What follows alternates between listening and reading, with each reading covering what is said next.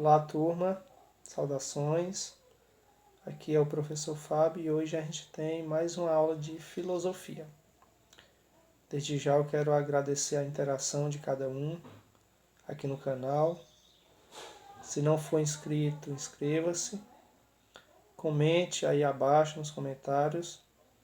Isso tudo é importante para a gente. Faz bem para você e para a escola também. Vamos à aula então. Esse é o tema da nossa aula. Vamos falar sobre a teoria política de Aristóteles, quer dizer, a forma como esse filósofo enxergava a política. Mas antes, a gente vai conhecer um pouquinho dessa figura tão importante para a filosofia. Logo abaixo a gente tem aí o busto, e os escritos dizem Aristóteles, 384 a.C. a 322 a.C. Filósofo macedônico, pupilo de Platão e preceptor de Alexandre o Grande. Em outras palavras, ele nasceu na região chamada Macedônia. Ainda jovem, foi estudar na Academia de Platão, tornando-se um aluno de destaque, até hoje reconhecido como o principal discípulo de Platão. E em um período posterior, foi professor de Alexandre o Grande, quando este ainda era um garoto em processo de formação. Considerado um dos maiores pensadores de todos os tempos e criador do pensamento lógico. Sabe quando eu junto uma informação com a outra e chego a uma conclusão? Aí eu digo lógico? É claro que é isso. Esse princípio básico nós devemos a Aristóteles. Seu gênio, que abrangeu quase todas as áreas do estudo da época, desde as ciências naturais até as ciências humanas, teve profunda influência no progresso do pensamento humano. Ele tem uma obra muito completa. Ele trabalha desde as ciências naturais, na biologia, por exemplo. Ele foi o primeiro a aprofundar-se no estudo dos seres vivos, inclusive dissecando determinadas espécies para entender o interior, a evolução biológica daquela espécie. E no campo das ciências humanas também teve grande destaque. Tanto é que nós trabalharemos hoje um desses temas, a política. A gente poderia dizer que foi um dos filósofos mais completos. Aqui temos uma frase para iniciar o tema. O homem é um animal político. Foi Aristóteles quem disse isso. Aristóteles observou o comportamento humano e definiu o homem como sendo um animal político por natureza. Isto significa que é parte da essência humana buscar uma organização coletiva que seja vantajosa. Quer dizer, faz parte da essência do homem encontrar uma comunidade que atenda às suas necessidades, que lhe traga benefícios. Ao usar o termo político, Aristóteles se refere aos cuidados com a polis, que é a cidade. Ele percebeu que as pessoas precisam de muitas coisas e, para obtê-las, precisam do envolvimento de outros.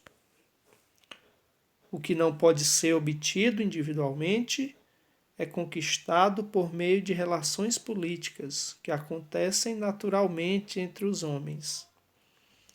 É até simples de entender. A gente sabe que ninguém produz sozinho tudo aquilo que precisa para viver. Em determinado momento, eu tenho que dar o meu melhor para receber o melhor daquele que convive comigo. Então, o homem é um animal político na medida em que ele sabe administrar essas relações. Agora, uma pergunta. Afinal, o que é a política para Aristóteles? Na filosofia aristotélica, a política é a ciência que tem por objetivo a felicidade humana e divide-se em ética, que se preocupa com a felicidade individual do homem na polis, e na política, propriamente dita, que se preocupa com a felicidade coletiva da polis. Nesse caso, a política seria uma busca pelo equilíbrio entre a felicidade individual e a felicidade coletiva. Aquilo que é bom para mim deve ser bom para a comunidade inteira.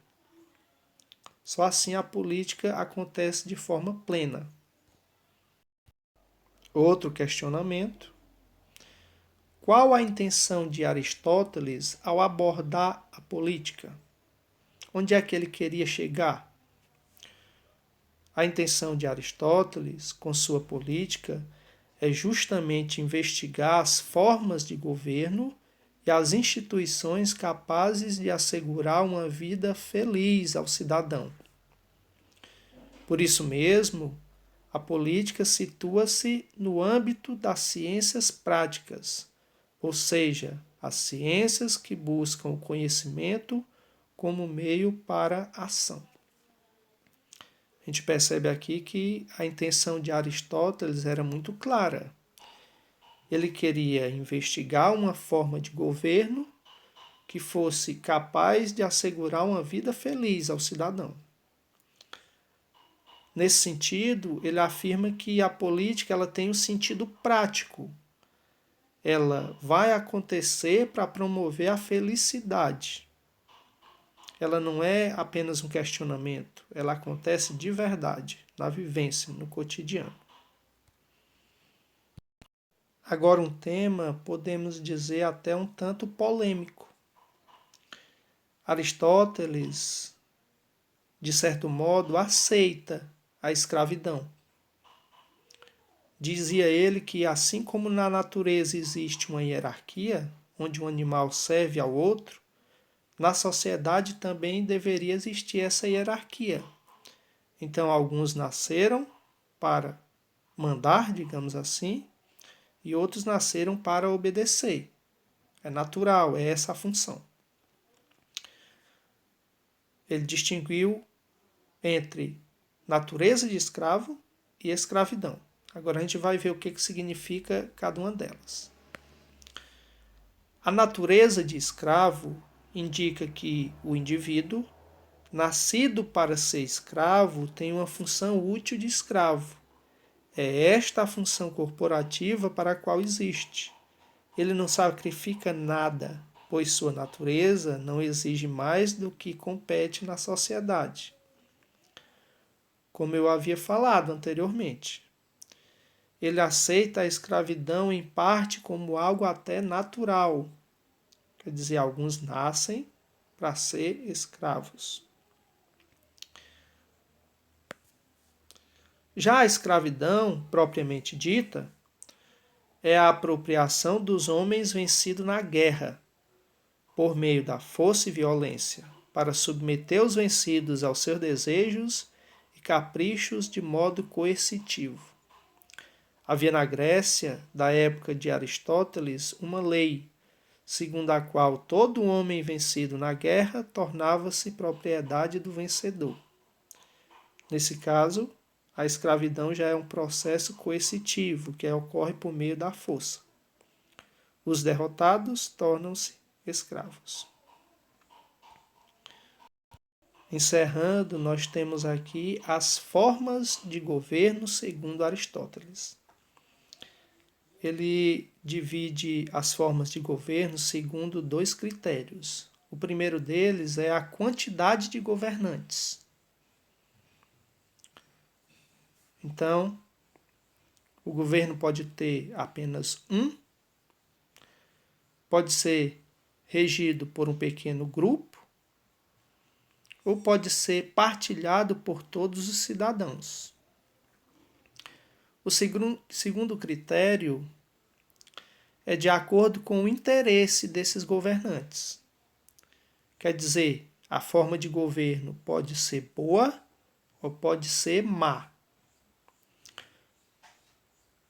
Quando o governante busca o bem comum, há uma felicidade da cidade. Quando o governante busca interesses pessoais, há uma degeneração da cidade. Então, para cada forma boa de governo, existe uma forma má, uma forma corrompida, uma forma degenerada. Se a gente for acompanhar o quadrinho, observe. Na quantidade de governantes, quando apenas um governa, a gente tem a monarquia. Mas também podemos ter a tirania. Quando um pequeno grupo governa, nós temos a aristocracia. Mas essa aristocracia corrompida se torna uma oligarquia. E quando o governo é de todos os cidadãos, a gente tem uma república ou politia, que corrompida pode se tornar uma demagogia ou democracia. Nesse caso, a gente só precisa entender que, nas formas boas, busca-se o bem comum.